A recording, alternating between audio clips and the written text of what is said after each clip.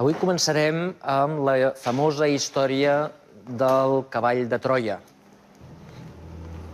Sabeu que el cavall de Troia va ser descrit, l'episodi del cavall de Troia va ser descrit una mica de resquitllada per Homer, que era grec a l'Odissea, i amb molt de detall per Virgili, que era un romà, a l'Eneida. Diuen aquests escrits que els dirigents de Troia, un senyor que es deia París, va anar a Grècia i va segrestar Helena, que era la dona més bonica de tot el país. La va segrestar, se la van portar a casa i es va casar amb ella. Això no va agradar als grecs, sobretot al seu marit, que, va convocar a tots els seus altres amics grecs, que estaven a totes les illes de l'arxipèlag, i va anar cap a Troia per rescatar la seva dona. Entre ells hi havia el famós Ulisses, que venia d'Ítaca.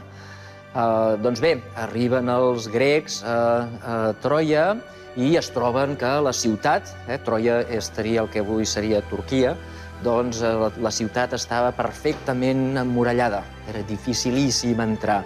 Van intentar d'una manera, d'una altra, van començar una guerra que va durar 9 anys. 9 anys van estar intentant entrar a dins de la muralla, fins que es van donar per vençuts. Aquí no podrem entrar mai, no podem fer la guerra de la manera que sempre hem fet i aconseguir alliberar a l'Helena de Troia. I aleshores van idear un engany, un subterfugi. Subterfugi consistia en construir un enorme cavall de fusta que havia d'amagar uns quants soldats a dins. La idea era que els grecs farien veure que deixaven aquest cavall a la platja mentre ells agafaven els vaixells i tornaven cap als seus països, i l'esperança era que els troians agafarien el cavall, el portarien a dins de les muralles i quan estiguessin dormint sortirien els soldats, obririen les portes i podrien entrar els grecs.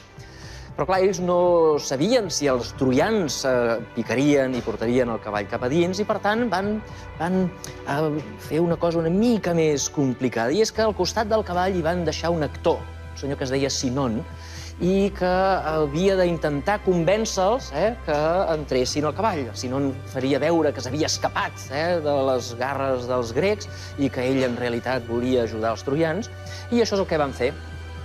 Construeixen el cavall, el deixen a la platja, agafen el vaixell i se'n van.